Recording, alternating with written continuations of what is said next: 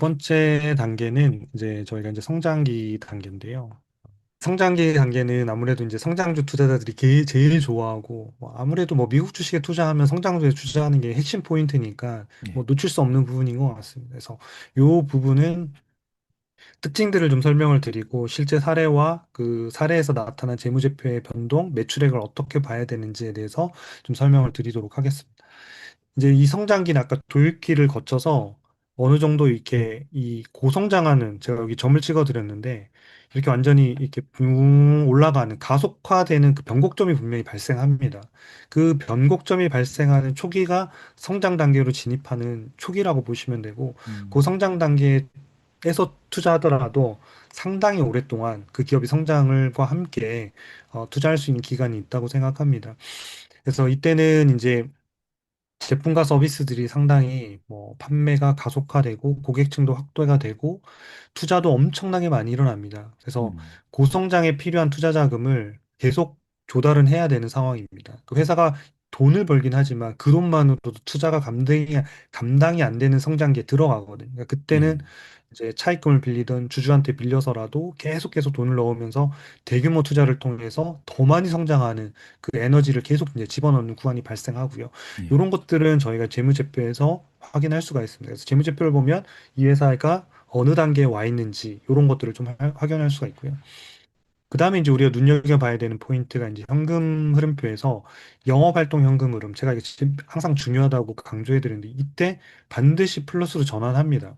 그러니까 플러스로 전환하지 않는 성장주는 없습니다. 그러니까 성장주 완전 초입에는 아직은 약간 마이너스가 날 수는 있지만 분기 단위로 빠른 시간 내에 영업활동형을 플러스 전환합니다.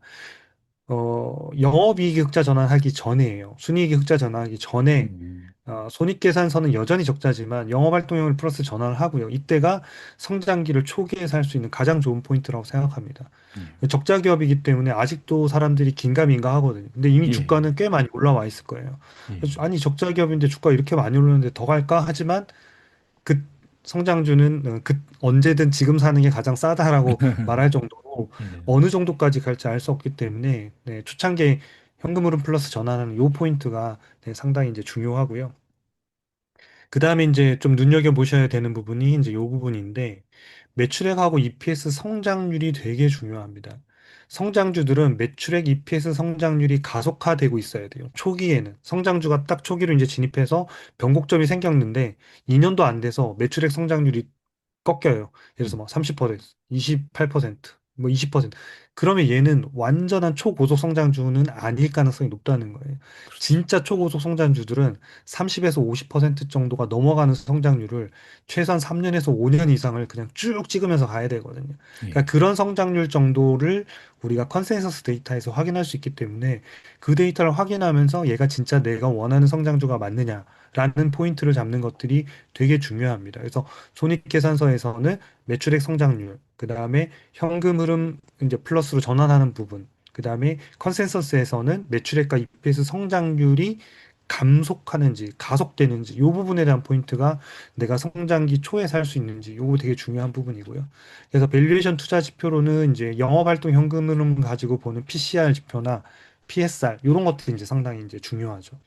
그래서 예로는 이제 엔비디아를 제가 좀 가져와 봤는데 엔비디아를 보시면 이 뭐 오각형에서 이 미래 성장성 점수가 이렇게 네, 이렇게 나오는데 얘도 보면 이렇게 주가의 변동이 이렇게 좀 큰 편이에요, 이렇게.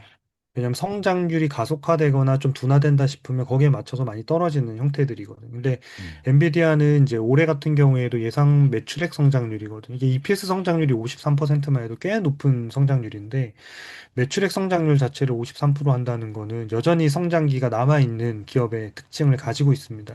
근데 우리가 성장주에서 눈여겨봐야 되는 부분들은 그 이후의 성장률들이 꺾이는지 요 부분들. 그래서 끝물에 오면 우리는 털고 나와야 되는 부분들이 분명히 발생합니다. 그래서 그 부분을 중심으로 좀 보실 필요가 있겠고요. 저희가 이제 사이트로 좀 이동해서 실제로 화면을 보면서 좀 말씀을 드리겠습니다. 예. 예. 네. 엔비디아를 보면 네. 여기 이제 종목 진단에서 보듯이 이제 미래 성장성이 85점으로 이제 매우 높고 이 스마트 스코어에서 우리가 눈여겨봐야 되는 부분이 바로 요 성장성에 대한 과거 1년 동안의 점수예요. 그래서 성장성에 있는, 미래 성장성이 있는 점수들은 어떻게 나타나냐면 이 성장성 점수가 오르고 있거나 그렇지 않으면 높은 점수에서 그대로 유지하고 있는 경우예요. 그러니까 얘가 유지한다는 얘기는 성장성이 그대로 고속 성장이 유지되고 있다는 거거든요. 그래서 예, 얘가 만약에 35, 65, 85 이렇게 가는 기업도 있고 85로 계속 찍혀 있는 기업도 있을 거예요. 둘 다 굉장한 성장주다 이렇게 평가하시면 됩니다. 그래서 1년 전에 대비해서 얘가 어떻게 돼야 된다 보면 엔비디아는 여전히 고속 성장을 유지하고 있다라고 지금 데이터에서 알려주고 있는 거죠. 예, 그리고 재무제표에 들어가서 좀 특징을 살펴보시면 네, 제가 재무 차트를 한번 보여드릴게요. 재무 차트는 뭐냐면 재무제표를 차트로 만든 거거든요. 예, 그럼 요거를 재무제표를 이렇게 막대기로 그렸는데 보면 이런 이제 변곡점들이 생기면서 이렇게 이제 치솟는 구간들이 발생하는 거거든요. 그러니까 음, 성장주는 이렇게 나타내야지 성장주라는 거죠. 그래서 예, 요렇게 올라가는 케이스가 아니라 변곡점이 생기면서 뚫고 올라가는 이런 이제 케이스가 되기 때문에 특징이 요렇게 나타난다라고 보시면 좋겠고요. 재무제표로 돌아가서 저희가 조금 살펴보면 여기에서 제가 연간으로 좀 눌러서 보겠습니다. 연간에서 눌러서 보면 여기 매출액이 늘어나는 속도들이 실제로 얘가 여기 이때도 많이 성장을 했지만 요때보다는 사실 2024년도에 보면 엄청난 성장을 하는 거거든요. 그러니까 그렇죠. 2023년, 2004년도 넘어간 이 구간이 폭발적으로 성장하는, 그러니까 변곡점이 생긴 초기라고 봐야 되는 게 맞는 거고요. 그러니까 2024년도 이때 어차피 컨센서스 데이터들이 나오기 때문에 이런 컨센서스 변화가 생기면 와, 이 회사는 이제 변곡점이 생겼구나라고 판단하는 게 되게 중요하다는 거죠. 우리는 이제 2026, 7, 8을 보면서 투자를 하고 있는 거거든요. 그래서 예, 여기 보면 두 배씩 증가하고 막 영업이익이 막 세 배씩 이렇게 늘어나는 구간에 들어가면서 성장주로 빠르게 이제 진입할 수 있는 요런 이제 화면들이 나타나는 거고요. 하단에 내려보면 이제 우리가 이 영업활동 현금 흐름이라고 있잖아요. 이 예, 영업활동 현금 흐름을 봐도 47억 달러, 58억 달러, 91억 달러 하다가 이때 보면 280억 달러, 640억 달러 엄청나게 이제 늘어나는 거죠. 예, 그러니까 이런 부분들이 같은 변화들이 생기기 시작한다는 거예요. 생기기 시작하고 그다음에 여기 보면 재무 활동에서 보면 여기 이제 마이너스가 이렇게 늘어나잖아요. 재무활동에서 마이너스가 늘어난다는 거는 회사에서 재무활동 현금이 유출 나간다는 뜻이거든요. 그러면 이 나가는 케이스는 크게 보면 두 가지. 차입금을 갚거나 주주들한테 보상으로 돌려주거나, 그러니까 그렇죠. 자사주를 매입해서 소각하거나 배당을 하거나 이렇게 하면 여기서 마이너스 나가기 때문에 되게 이제 음, 우량주로 들어가고 있는 이런 형태거든요. 그럼 우리가 성장주가 언제 끝날 것이냐? 요게 이제 이때 제일 조심해야 되는 포인트인데 그 중에 가장 중요한 부분이 매출액과 EPS 성장률 추이를 확인하는 게 가장 중요한 포인트입니다. 그래서 그 포인트는 여러분들이 이 그러니까 개요에 들어오셔서 하단에 저희가 요 데이터를 보여드리잖아요. 그래서 예, 매출액이 올해는 53%, 그 다음에 25%, 16%. 그러면 현재로서 보면 2년 후에는 18%, 16% 가지고는 엔비디아를 성장주라고 볼 수는 없는 구간에 들어간다는 거예요. 그러면 요 시기에 뭐냐면 엔비디아가 또 새로운 기술이나 새로운 제품으로 재도약할 수 있는 이 기업 성장 단계 뒷부분에 나오는 그 기로에 분명히 들어갈 거라는 겁니다. 근데 우리가 이렇게 올라왔으니 항상 이 기업은 뭐 PSR이 뭐 30배를 줬으니까 이때도 30배 줘야지. 그러면 큰일 날 수 있는 구간이 바로 한 1년 후부터는 되게 조심해야 되는 부분입니다. 음, 근데 요 컨센서스 데이터들은 여전히 뭐 예상치기 때문에 계속 업데이트되면서 바뀝니다. 이 수치들도 예, 얼마든지 올라갈 수도 있고 떨어질 수도 있기 때문에 하지만 내년도에는 성장률이 조금은 떨어지는 구간에 들어간다. 이렇게 보시면 되겠고요. EPS 성장률로 보면 올해 38%, 내년도에 33%, 내후년도에 17%. 그러니까 EPS 성장률도 보면 초고속 단계는 이제 저물어 가는 단계가 한 1년 후 정도 있으면 그 진입할 가능성이 있다. 그래서 더 성장률이 꺾이고 전체적인 밸류에이션이 고평가에 들어가고 만약에 저희 매매 신호에서도 매도가 나오면 그때는 좀 수익을 실현해 가기 시작하는 것들이 좀 주요한 전략이 되지 않을까라고 생각이 듭니다. 저희 이제 매매 신호에서 보면 얘가 어 저희가 엔비디아 초기에 매수를 초기에 잡았다가 고평가되면서 못 잡아서 못 맞추고 계속 있다가 예, 정말 엄청 오랜만에 매수 신호가 나왔다고 때 한번 소개해드린 적이 있을 것 같아요. 예, 5월 맞습니다. 9일 날 117달러에 나와서 지금 이제 20% 정도가 지금 올라와 있는데 여기에서 봐도 네, 여기에 이제 매수를 해서 다행히 지금 이제 주가가 좀 이제 올라와 있는데 매수 신호가 나왔던 이유가 바로 요 밸류에이션이 과거에는 이렇게 고평가형이 계속 있다 보니까 가격이 이제 음, 좋은 기업은 분명 성장도 많은데 못 사다가 요때 보면 이제 이 밑에까지 떨어지면서 저평가형까지 들어오면서 얘가 이제 수급도 풀리면서 요 시점쯤에서 이제 매수 시점 이제는 수급도 풀렸다라고 보고 매수 시점을 잡고 이렇게 가는 거거든요. 그래서 예, 지금은 아직 밸류에이션도 적정가 근처에 있기 때문에 고평가 상태도 아닌 상태로 지금은 평가가 되고 있습니다. 그러면 이제 초기 성장주냐, 성장기 끝물이냐, 이걸 어떻게 알 수 있냐? 진단하는 스코어 점수를 좀 눈여겨 보십시오. 여기서 보시면, 예, 초기 성장주는 여기서 어떻게 나타나냐면, 그래프가 요렇게, 요렇게 삼각형으로 나타나. 음, 제가 예전에 이 초기 성장주를 발굴하는 방법 하면서 그 레시피에서 한번 설명드렸을 거예요. 예, 엔비디아도 요로 했고 테슬라도 요로 했어요. 근데 이 회사가 성장률이 좀 떨어지거나 그러니까 성장률이 떨어지지는 않지만 이 회사가 돈을 많이 벌기 시작하면 수익성도 좋아지고 마진율도 좋아지고 독점력도 커지기 때문에 이렇게 오각형으로 나타납니다. 그러니까 오각형이면서 성장주에 들어가 있는 케이스는 거의 엔비디아가 지금 유일합니다. 음, 그러니까 오각형 정도로 나오는 기업이 거의 드물거든요. 그래서 초기 성장주는 이렇게 삼각형으로 발굴하시는 게 가장 좋고 일단은 삼각형에서 더 성장해서 오각형이 됐다 그러면 중간 성장 정도는 이미 넘어갔구나. 성장률이 꺾일 때는 조심해야 되겠구나. 이렇게 보시면 좋겠고요. 그럼 이 초기 성장주는 어디서 찾으시면 좋냐? 음, 이렇게 요 발굴에 들어가셔서 여기 성장주에 들어가시면 여기 발굴 성장주라고 있잖아요. 예, 예, 요 메뉴를 누르시면 제가 그려드렸던 요 음. 삼각형 모양이 다 보일 거예요. 이렇게. 네. 그래서 여기 보시면 네, 도어대시 삼각형 네, 쿠팡 최근에 제가 영상으로 좀 소개해드렸는데 쿠팡 예, 삼각형 뭐 이 회사 참 무슨 회사인지 저도 잘 모르겠습니다. 코닝 음, 네, 삼각형 여기 보면 예상 EPS 성장률 저희가 여기 다 찍어드렸거든요. 예, 네. 텐센트 뮤직도 좀 들어왔네요. EQT라는 회사. 이런 회사들이 지금 이제 초기 성장주의 모습들을 가지고 있는 기업들이라는 거예요. 그러니까 우리가 막 지표로 초기 성장주를 어떻게 찾아요? 이런 너무 어려운 일이거든요. 숫자를 다 넣어서 개인들이 찾아야 되기 때문에 요 메뉴를 좀 이용하시면 여러분들이 성장주를 찾는데 좀 많이 도움이 되실 것 같습니다. 예. 이 두 번째 그 성장기 쪽의 주식에 아마 많은 분들께서 가장 많이 관심을 가지고 계실 거예요.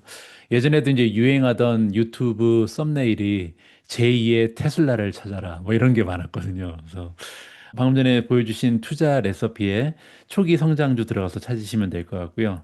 아까 대표님이 말씀하신 부분 중에 제가 전적으로 동의하는 부분이 하나 있는데 성장주 투자할 때 그 영업현금 흐름 적자에서 흑자로 전환하는 거 그거 참 중요한 것 같습니다. 예전에 네. 한 2년 정도 됐죠. 그 제가 한국에 가서 오프라인 강의할 때 그때 처음으로 이제 미준 탑픽이라는 걸 시작했어요. 그 전까지는 없었는데. 네. 그래서 이제 그때 탑 10을 이제 공개하고 탑 5 공개하고 막 이랬었는데 그때 이제 그 영업현금 흐름이 플러스로 전환하고 이제 순이익이 얼마 안 있으면 흑자로 전환할 거라고 이제 전망이 나오던 기업이 두 개 있었거든요. 하나가 팔란티어고 또 하나가 음, 우버였습니다.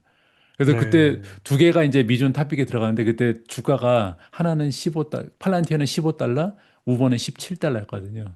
지금 둘 다 150이잖아요. 그러니까 둘 다 텐베그가 된 거죠. 그래서 네. 아마 방금 전에 그 대표님 말씀하신 것처럼 영업 현금 흐름이 적자였다가 흑자로 전환하는 기업들은 이 방송 보시는 분들께서 좀 관심을 가지시면 좋을 것 같고요.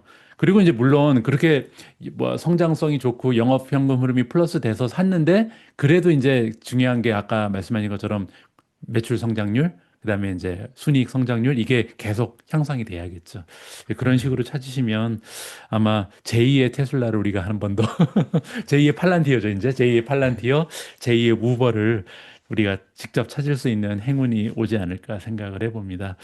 자, 이렇게 도입기 그리고 성장기까지 봤는데요. 세 번째는 뭐죠, 그러면?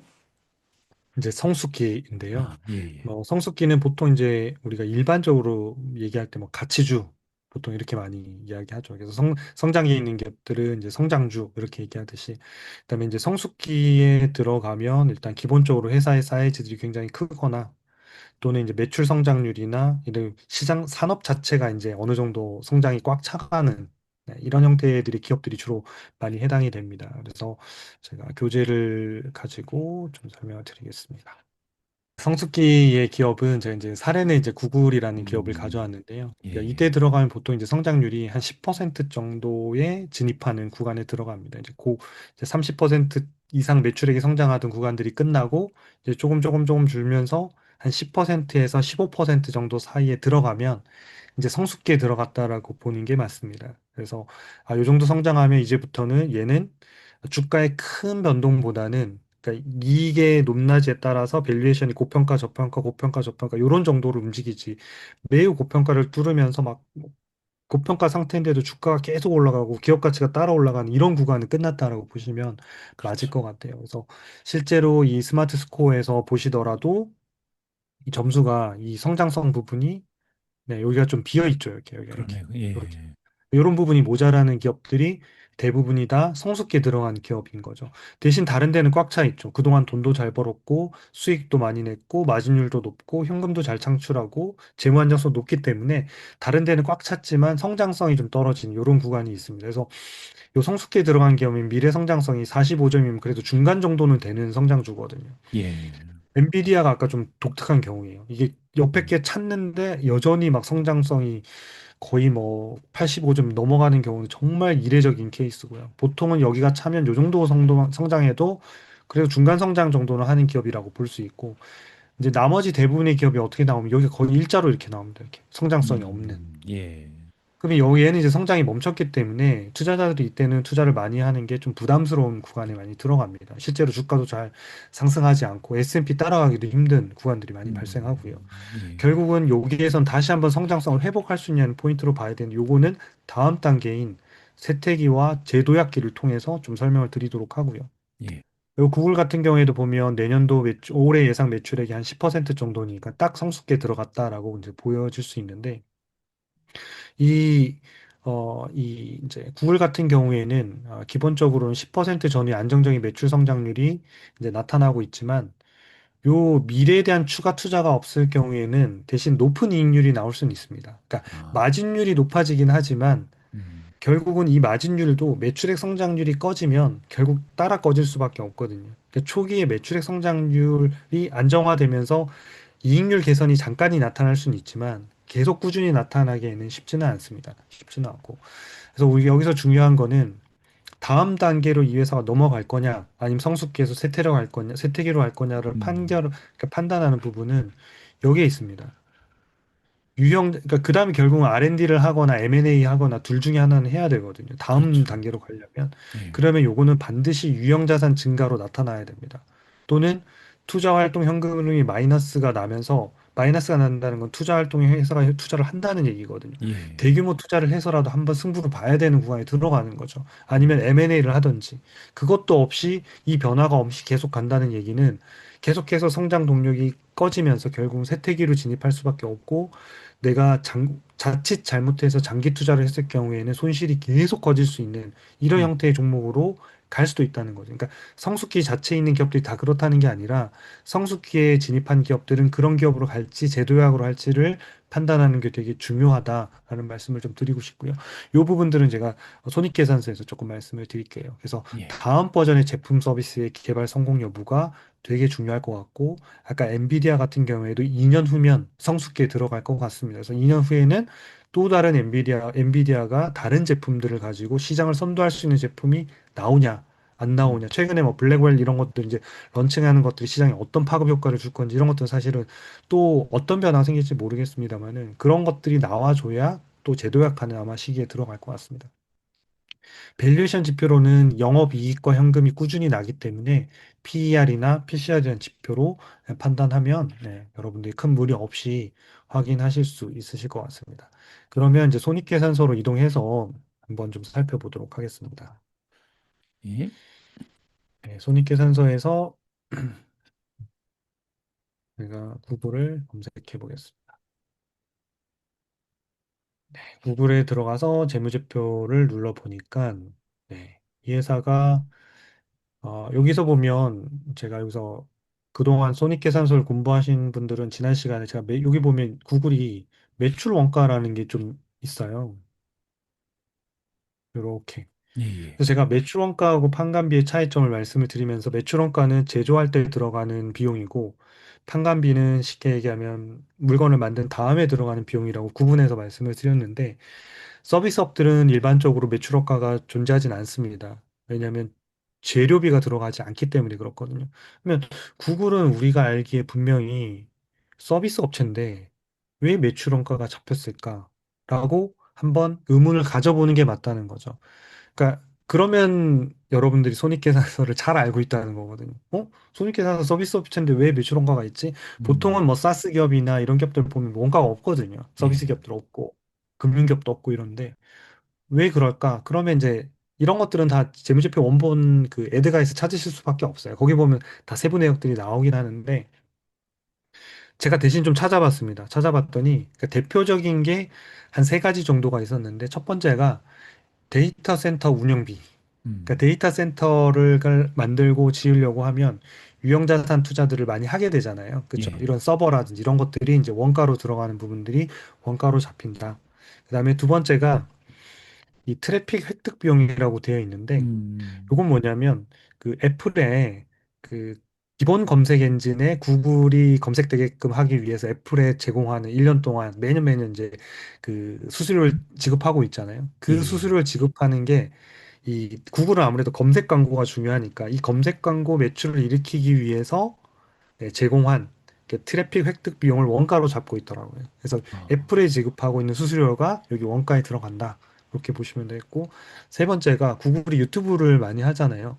예. 그러니까 유튜브 크리에이터들한테 제공하는 이 수익 배분도 지금 원가로 이렇게 좀 넣고 아, 있더라고요. 이 부분이 아마 아주 클 것 같지는 않은데 어쨌든 애플에 제공한 검색 엔진 비용, 그다음 데이터 센터 비용이 아무래도 가장 큰 원가인데 예. 어쨌든 서비스 업체들은 원래는 없지만 구글은 요런 사업의 특정한 그러니까 특별한 구조를 가지고 있어서 서비스 업체지만 원가가 있구나. 이런 정도로 이제 포인트를 한번 보시면 손익계산서를 조금 더 흥미롭게 보실 수 있을 것 같고요. 그 예. 다음에 보셔야 될 게 이 연구개발비입니다. 이 연구개발비가 멈추면 안 되는 거거든요. 이런 예. 산업들은. 그렇죠. 결국은 연구개발비가 멈추면 더 이상 연구할 게 없다는 게 되는데 제가 음. 연간 단위로 좀 한번 살펴보겠습니다. 연간 단위로 보면 많이 늘었네요. 연구개발비가 아직은 여전히 이렇게 한 10%씩 계속 지금 늘려가고 있는 이런 구조들을 가지고 있는 거죠. 그나마 구글이 지난번에 저희가 뭐 이렇게 대표님과 저희가 공동으로 고른 뭔가 다시 재도약할 수 있는 뭔가의 기업으로 뭔가 이렇게 볼만한 예. 기업으로 이제 구글을 소개했던 이유도 그 근거는 뭐냐면 이 연구 개발비를 계속 쓰고 있다라는 거죠. 그러니까 그 연구 개발을 계속 쓰고 있고 포기하지 않고 이 부분들이 나중에 이제 매출 계획으로 성장으로 이어질 것이라고 보는 건데 이 회사가 보면 이제 과거에 매출액 성장률도 이렇게 조금씩 줄다가 최근에는 다시 또 매출액 성장률이 조금 회복되는 이런 모습들이 좀 보이고 있거든요. 그 음. 성장률 자체가. 그래서 이런 포인트들이 지금 연구개발비를 통해서 좀 뭔가 성장하고 있는 부분들이 있구나. 이렇게 좀 볼 수 있겠고요. 하단에 보시면 이 회사는 이제 재무상태표 중에서 전체 자산이 4,500억 달러 정도가 되는데 음. 그 중에서 제일 많은 게 유형자산이에요. 그러네요. 1840억 달러. 요게 이제 전체 유형자산, 그러니까 전체 자산 중에 40%를 유형자산으로 갖고 있다는 거거든요. 음. 유형자산이란 결국은 서버, 공장, 기계 뭐 이런 것들이거든요. 그러니까 예. 데이터 센터를 짓고 거기서 서버를 돌리는 이 유형자산이 늘어나야 음. 사실상은 이 데이터 센터에서 벌어들이는 돈, 그다음에 구글이 개발하고 있는 AI 엔진들을 돌릴 수 있는 거거든요. 그래서 이 예. 유형자산 투자가 사실상 멈추면 안 되는 거예요. 그래서 예. 이 성숙기에 들어가 있는 기업들은 연구개발비와 유형자산이 늘고 있는지를 되게 중요하게 보셔야 되고 요 두 개가 느는데 매출액이 안 는다. 그러면 그 산업은 끝났다고 보시는 게 맞는 거죠. 예. 그러니까 유형자산 투자도 하고 있고 연구개발도 계속 늘렸는데 이게 매출로 연결이 안 된다? 요 성장률만 유형자산 성장률과 그 연구개발비 성장률만큼 매출액이 안 늘고 있다. 그러면 신제품은 만들었지만 또는 투자는 했지만 시장에서 반응이 없다라고 봐야 되는 거거든요. 그렇겠죠. 그러니까 그런 포인트들이 되게 위험한 포인트가 되기 때문에 일단은 구글은 유형자산과 연구개발비의 성장률로만 봤을 때는 여전히 무엇인가가 이루어지고 있는 기업이고 최근에 매출액 성장률이 다시 회복되는 걸로 봐서는 시장에서도 반응이 있는 무엇인가를 만들어냈다라고 하는 것을 이 재무제표를 통해서 우리가 해석할 수가 있는 거죠. 제가 재무제표 첫 시간에 재무제표를 보는 게 숫자를 보는 게 아니라 기업의 경영 활동의 결과이기 때문에 이 숫자를 보고 이 기업이 어떤 활동을 해냈는지를 유추해내고 그려보고 향후의 예상 실적을 가지고 어떻게 해나갈 건지를 추론해 보는데 이 예. 재무제표라는 걸 활용하는 게 되게 중요하다는 거죠. 그러니까 과거라고 해서 그냥 버릴 문제가 아니라 어쨌든 과거의 성적이 어떤 그러니까 미래를 보는데 되게 중요한 하나의 그런 포인트도 제공해 주기 때문에 예상 실적 컨센서스와 함께 꼭 같이 이렇게 비교해서 보시는 부분이 굉장히 중요하실 것 같아요. 예. 대표님, 네, 오늘 방송을 조금 더 길게 해야 될 것 같은데, 왜냐면 지금 성수기에 구글이 굉장히 좋은 예였고, 네, 유형 자산도 늘고 있고, 연구개발비도 늘고 있는데, 거기에 맞춰서 매출이 상승하고 있으니까 어느 정도 투자했던 보람이 있다, 이렇게 지금 우리가 해석하잖아요. 네. 그러면 같은 성수기에 있는 애플도 비슷한 현상이 일어나는지 네. 한번 체크해 볼 수 있을까요? 아, 그럴까요? 또 오늘도 기습 질문을 또 한번 보도록 하겠습니다. 사실 이런 게 뭐 재밌죠. 그래서 저희가 그러니까요. 기업들이 데이터를 가지고 어떻게 실제 우리가 해석해서 볼 수 있는지, 네. 자, 애플이 어떻게 나타나는지를 일단 보여드리면, 네, 일단은 저희 진단 점수를 초보하시는 분들은 보시면 좋습니다. 어, 네. 여기 성장성이 많이 보면, 떨어지네. 그러니까 구글하고 비교해 보면 재무 안정성이나 수익성의 형성 요인들은 다 비슷하게 좋은 기업으로 나오죠. 근데 예. 문제는 성장성이 10점이기 때문에 음, 아까 이제 구글이 45점이라는 거에 비하면 굉장히 낮은 성장이 예상이 되고 있다라는 거죠. 그래서 성숙기에 거의 끝물에 와 있다. 그래서 애플은 뭔가 혁신적인 부분들이 나오지 않으면 상당히 그 성숙기를 벗어나기가 시간이 좀 걸릴 수 있다. 그래서 성숙기에서 재성장기로 좀 가고 있는 기업들이 누구냐? 그러면 뭐, 뭐 브로드컴은 훨씬 더 먼저 가버렸지만 이제 이제 큰 회사들로만 보자면 메타가 사실 먼저 좀 갔었고 예, 그 다음에 두 번째 간 게 지금 구글이 좀 그런 조짐이 좀 보이고 있고 마이크로소프트는 그 다음 단계 정도에 줄을 서서 되게 애쓰고 노력하고 있는 것 같아요. 그러니까 얘도 이제 AI 시대가 되면 구글처럼 따라 붙을 수 있을지 모르겠지만 현재로서는 그러니까 가장 앞서 있는 애는 구글이라고 보여지고요. 애플은 요 대기업들 중에서는 맨 마지막에 지금 줄 서 있어서 혁신이 좀 늦은 부분이 있지 않나 이런 생각이 좀 들고요. 그럼 요게 손익계산서 상으로는 어떻게 나타나는지 고전에 이제 실제로 데이터 숫자 먼저 볼게요. 올해 매출액 성장률이 4%, 음, 내년도에 5.9%, 그 다음 연도에 6%. 그러면 현재 앞으로 한 3년 동안도 매출액 5% 성장에서 벗어나지 못한다는 얘기거든요. 예, 그럼 시장에서 아직 이걸 두 자릿수로 끌어올릴 만한 변화의 요인들이 지금 나타나지 않고 있다라는 거를 여기서 좀 알 수가 있고요. 예, 그 다음에 이제 EPS 성장률로 보면 18% 올해, 그 다음 연도에 9%, 그 다음 연도에 10%. 음, 그러니까 뭔가 성장주라고 보기에는 되게 아쉬운 부분들이 좀 있다는 거죠. 그래서 이런 예, 변화들이 좀 생겨야 될 것 같고요. 그 다음에 아까 이제 손익계산서로 들어가서 좀 그 구글하고 한번 비교해 보자면요. 예, 어, 볼까요? 여기 보면 이제 연구개발비 같은 경우에는 여기도 뭐 아예 안 쓴다라고 볼 수는 없죠. 그러니까 보면 연구개발비가 2021년도, 2022년도 넘어갈 때는 그래도 좀 많이 쓴 편이네요. 음, 썼고 2022년도, 2023년도에는 그래도 한 10% 살짝 넘고 그다음에 2024년도에는 보면 오히려 10%가 안 되네요. 성장률이. 그러게요. 네. 그러니까 연구개발비가 지금 줄었거든요. 연구개발비의 성장률 자체가 좀 줄었고 네, 두 번째는 이제 이 회사도 이제 원가가 있는데 여기 뭐 당연히 제조업이니까 원가가 있겠죠. 여기 보면 네, 이 회사가 투자를 보면 유형자산이나 이런 것들은 많이 투자할 것 같지는 않은데 왜냐하면 이 회사는 이제 생산 이런 것들 자체를 다 외주 주고 있기 때문에 예, 막 공장 설비나 이런 것들이 엄청나게 많은 것들이 필요하지는 않을 것 같아요. 그러면 우리가 이 유형자산이 늘지 않는다고 해서 애플이 공장을 안 짓는 거 아니에요라고 말할 수는 없다는 거죠. 그래서 그렇죠. 비즈니스의 모델마다 재무제표를 다르게 볼 수 있어야 된다는 거죠. 이 기업의 업의 본질이 뭐냐, 그리고 실제로 공장이 존재하는 회사냐, 아니냐 이런 것들에 따라서 좀 다르게 볼 필요는 있을 것 같고요. 그래서 이 회사 같은 경우에는 유형 자산보다는 실제로 전체 자산 중에서 자산을 어디다 활용하는지를 좀 볼 필요가 있을 것 같은데요. 이 회사의 총 자산이 3,600억 달러 정도 되네요. 네. 3,600억 달러인데 그 중에서 보면 장기 투자, 단기 투자, 현금 음, 요 세 가지 비율이 가장 높네요. 한 50, 요거 다 합치면 한 50% 정도 될 것 같습니다. 음, 즉 회사가 현금과 관련된 걸로 한 50%를 가지고 있는 구간이 되는 거죠. 그러니까 이걸 가지고 활용해서 M&A를 한다던가 좀 더 공격적으로 한다 이런 것들에 대한 변화들이 좀 필요한 부분일 것 같고요. 아마 하단에 내려봐도 이 회사가 그런 뭐 자사주나 이런 것들을 계속 이제 소각해서 이런 것들에 현금을 많이 쓰고 있는 이제 구조를 가지고 있잖아요. 그러니까 예, 기업의 가치는 그걸로 유지는 시키고 있지만 결국은 본질인 매출액 성장들이 분명히 일어나야 되는데 여기에 있는 연구개발비가 늘어나는 거에 비하면 여기 매출액 성장률이 이게 1연간 단위인데 음, 2020년도에서 2021년도에 보면 그래도 좀 많이 큰 폭이 아, 엄청나게 많이 성장했는데 이렇게 이제 새로운 신제품이 나올 때마다 몇 년에 한 번씩 이렇게 점핑하는 구간들이 분명히 있긴 있습니다. 이게 새로운 버전들이 나올 때 하긴 하는데 여기 보면 2022년도에서 2023년도 처음으로 이게 매출액이 역성장했거든요.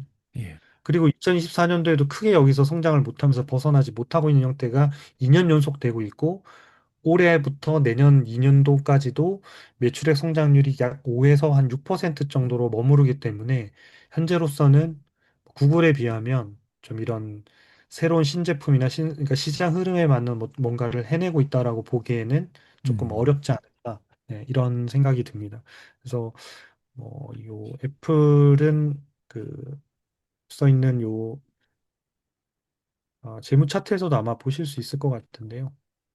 여기 보면 여기가 이렇게 멈춰 있는 게 보이시잖아요. 여기 보면 이렇게 예, 딱 이렇게 이제 멈춰 있고, 네, 이런 성장들이 좀 멈춰 있다 보니까 전반적으로 회사가 좀 더 이끌어 나가기에는 동력이 좀 떨어져 있는 이런 단계인 것 같습니다. 그래서 애플 같은 경우에는 지금 저희가 신호로는 보면 관망인데 과거에 이제 주가가 비싸다가 이렇게 떨어졌으면 이때는 이제 싸긴 싼 가격인데 성장성이 지금 떨어져 있고 스코어로는 나쁘진 않습니다. 그러니까 스코어 자체로는 매수 매도가 나올 수 있는 이제 시점입니다만은 여기 보면 최근에 매수 매도 이렇게 나왔다는 거는 가격이 매우 싸기 음, 때문에 이제 가격이 들어오지만 수급적으로 보면 하단에 음, 이제 이런 변화들을 하려고는 하지만 여전히 하락하는 추세들이 여전히 있기 때문에 그렇죠. 조금은 더 구글보다는 조금은 다르게 보셔야 될 것 같고 구글이